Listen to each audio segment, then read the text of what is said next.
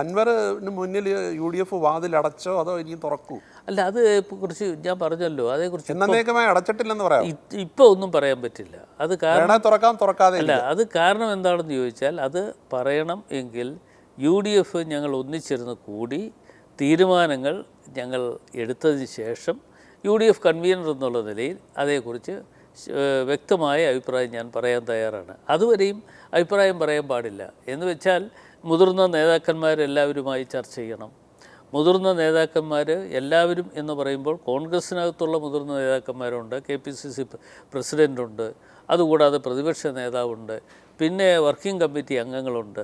അവരുമായി ഒക്കെ ചർച്ച ചെയ്യേണ്ട ഒരു വിഷയമാണ്. അതിനുശേഷം അതോടൊപ്പം തന്നെ UDFിലെ മറ്റ് ഘടകകക്ഷി നേതാക്കന്മാരുമായി ചർച്ച ചെയ്ത് ഒരു പൊതുധാരണ ഉണ്ടാക്കിയെടുത്തതിന് ശേഷം മാത്രമേ അത് പറയാൻ പറ്റൂ. അതേക്കുറിച്ച് പറയാൻ പറ്റും. പക്ഷേ മുതിർന്ന നേതാക്കളുടെ ഒരാളായ ശ്രീ രമേശ് ചെന്നിത്തല ഇന്ന് ഈ തെരഞ്ഞെടുപ്പ് ഫലം വന്ന ശേഷം നടത്തിയ അഭിപ്രായ പ്രകടനത്തിൽ പറഞ്ഞത് ഈ അൻവറിനെ അവസാന നിമിഷം വരെയും കൂട്ടാനാണ് താനും ശ്രീ PK കുഞ്ഞാലിക്കുട്ടിയും ശ്രമിച്ചത്. പക്ഷേ അത് നടന്നില്ല. മാത്രമല്ല, ഈ കോൺഗ്രസ് അല്ലെങ്കിൽ CPM വിരുദ്ധരായിട്ട് വരുന്ന ആൾക്കാരെ സ്വീകരിക്കുന്ന ഒരു പാരമ്പര്യമാണ് കോൺഗ്രസിൻ്റേതെന്നും അദ്ദേഹം അതിലൊരു നിരാശ തെളിയിച്ച രീതിയിൽ പ്രതികരിച്ചു. ഇല്ല, അത് അദ്ദേഹം പ്രതികരിക്കുന്ന സമയത്ത് ഞാനും ഉണ്ടായിരുന്നല്ലോ, അടുത്ത് ഞാനും ഉണ്ടായിരുന്നു. അല്ല, അൻവറിനെ കൂട്ടണമായിരുന്നുള്ള അഭിപ്രായമാണ് അദ്ദേഹം പ്രകടിപ്പിച്ചത്. അല്ല, അത് അദ്ദേഹം പറഞ്ഞ അഭിപ്രായം ഞാനും കേട്ടു. പക്ഷേ അദ്ദേഹം പിന്നെ ആദ്യം മുതലേ അൻവറൂടെ വരണം എന്നുള്ള ഒരു താല്പര്യം പ്രകടിപ്പിച്ച ആളാണ്. കുഞ്ഞാലിക്കുട്ടിയും ആ താല്പര്യത്തിന് അനുകൂലമായി നിന്നു. പക്ഷേ അവസാനമായി വന്നപ്പോൾ ഇവർ രണ്ടുപേരും കൂടി എടുത്ത തീരുമാനം, ഞങ്ങളെല്ലാവരും കൂടി എടുത്ത തീരുമാനം, അല്ലാതെ ഒറ്റയ്ക്കെടുത്ത തീരുമാനമല്ല.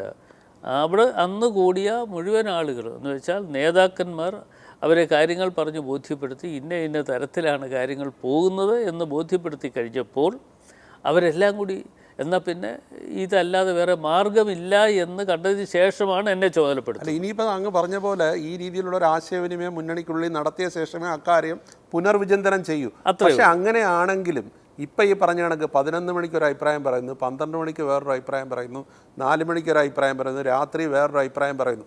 അങ്ങനെ ഒരാളെ എടുക്കുന്ന മുന്നണിക്ക് തലവേദനയാകില്ലേ? അക്കാര്യത്തിൽ VD സതീശൻ എടുത്ത നിലപാടല്ലേ ശരി? അല്ല, അത് മാത്രമല്ല, അദ്ദേഹം ഇത് കഴിഞ്ഞിട്ട് വേറെ ഒരു കാര്യം കൂടി പറഞ്ഞു. സീറ്റ് തന്നാൽ അല്ലല്ല, അതിപ്പോൾ പറഞ്ഞാണ്. അതിന് മുമ്പ് ഒരു കാര്യം പറഞ്ഞു, അത് നിങ്ങളുടെ ശ്രദ്ധയിൽ വന്നോന്ന് എനിക്കറിയില്ല.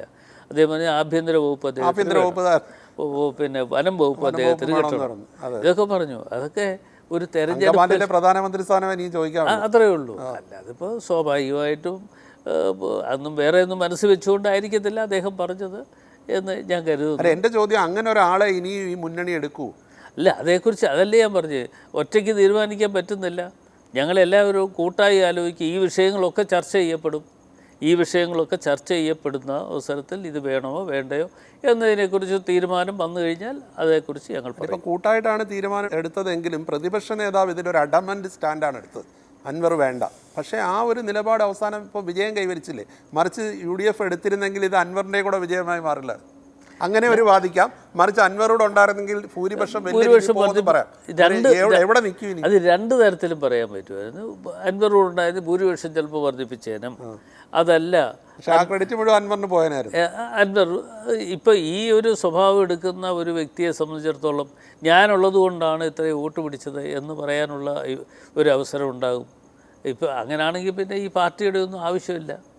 അപ്പോൾ എന്തായാലും ഇപ്പോൾ എടുത്ത ഒരു തീരുമാനത്തിൽ ഞങ്ങൾ ആരും പുറകോട്ട് പോകുന്നില്ല.